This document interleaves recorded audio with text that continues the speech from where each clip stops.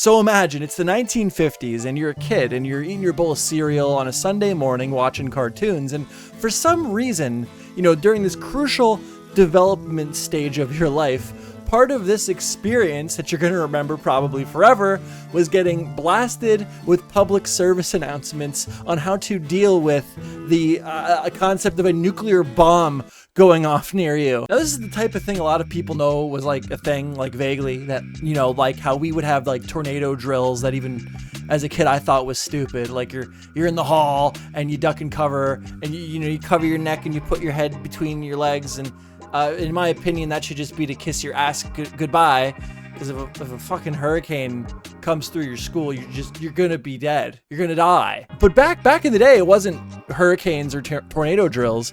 It was the idea that any moment we could get nuked during the Cold War, and the kids back then would get like drills on how to deal with the nuclear bomb going off. And God, like I remember when I was a kid, again, thinking about how stupid the tornado drills were. I'd imagine a lot of these kids were aware that like this is stupid, and if a nuke goes off, we're all gonna die. Or maybe the idea of that happening was just so ridiculously unfathomable that it never really touched them, or if it did touch them, it just kind of ignored it. But regardless, there's a really popular version of one of these PSAs that was aimed towards kids, and it's a part of a longer movie, but I don't feel like sitting and watching a 10-minute cartoon from the 1950s. So I found a trimmed down version that was used as like a commercial, and I would like to just watch that and give you my honest reaction to Duck and Cover. So without further ado, let's just get right into it. Duck and Cover. Be sure and remember what Bert the Turtle just did, friends, because every one of us must remember to do the same thing. That's what this film is all about. Duck and Cover.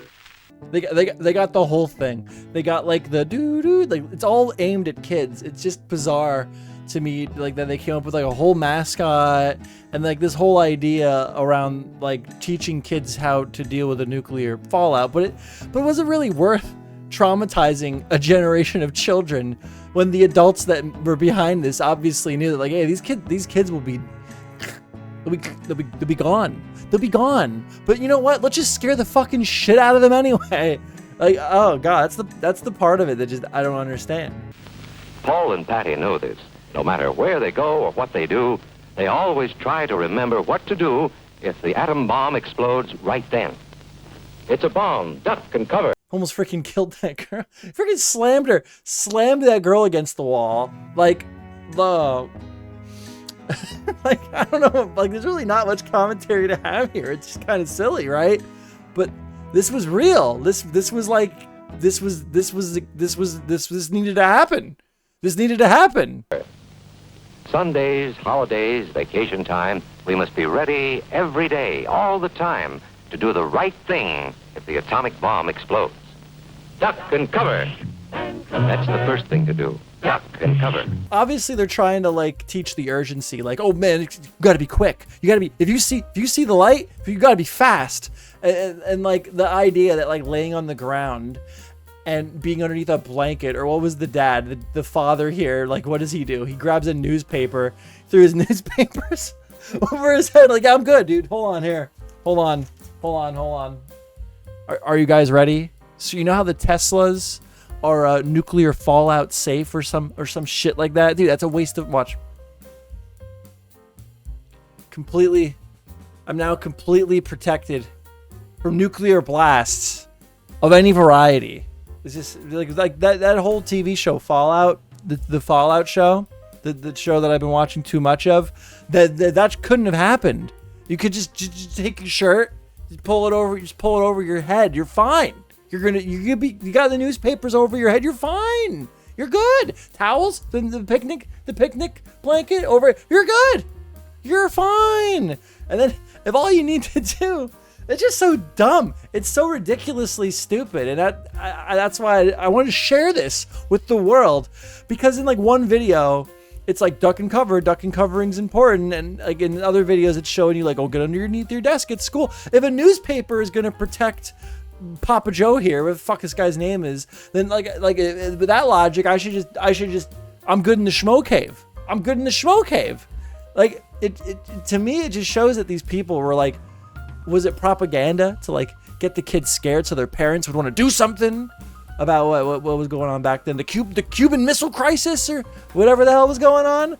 Or like, was it genuinely like, we need to make sure that these kids are terrified, because there's no way that they thought this was going to save anybody. They just wanted to, like, it had to be that, right? This was just propaganda. This was just them trying to wind people up, right? Scare the fuck out of everybody's kids so that everybody would be really, really worried about whatever agenda was being pushed at that time. First, you duck. Then, you cover. You duck and cover tight. Duck and cover under the table. It's a bomb. Duck and cover. He did what we all must learn to do. You and you and you and you. Duck and cover. Dude, why bother going under the table, dude? You're already in the building. If a newspaper can protect you, then the building's got you, right? Right? That would be my logic. No? I don't know. Probably a bit of a short video here. But yeah, just something I wanted to talk about. Bit of a passion project here from me to you. And the other part that I want to get into that just makes it even funnier to me is that I'm pretty sure, I'm not an expert on this topic, but I'm pretty sure that we're more of a threat now of nuclear annihilation than like ever before in history. And you don't see this type of thing going on with like public service announcements, because you just traumatize all these kids for no reason, like they did do. Like, for instance, do you guys know what the swamp bomb is? Do you guys know what the swamp bomb, you guys know about the swamp bomb story? Let me tell you about the swamp bomb. Basically, the cliff notes, and you can look this up, just Google swamp bomb. It's like is the first thing that will come up. I think it was North Carolina. There were two, I'm cheating. I have some notes up here. There were two MK-39 nuclear weapons that for some reason, there's videos that go into more depth about it, but they got dropped in a swamp in North Carolina. And one of them is still in there. It's still in there. Yeah, they were Mark 39 Mod 2 thermonuclear weapons with a maximum predicted yield of 3.8 megatons of TNT equivalent. And this is the scariest part that I just wanted to verify. I'm going through all of the mumbo jumbo, and basically there were 4 different safety locks on the recovered thermonuclear weapon, and out of the 4 safety locks to prevent this thing from going off, but when they found it after it impacted on the ground, 3 of them had been released. There was only one of the safety features of this bomb, or one of the locks to prevent explosion, thermonuclear detonation. Only one was like remaining, so we almost had 2 nuclear bombs go off in a swamp in North Carolina, and one of those bombs is still in the swamp, and we don't know the condition of it. Okay, we don't know what's going on with it. It's just chilling in there. So yeah, on that note, I hope you guys enjoyed the video and have a wonderful day. Sleep tight. Bye.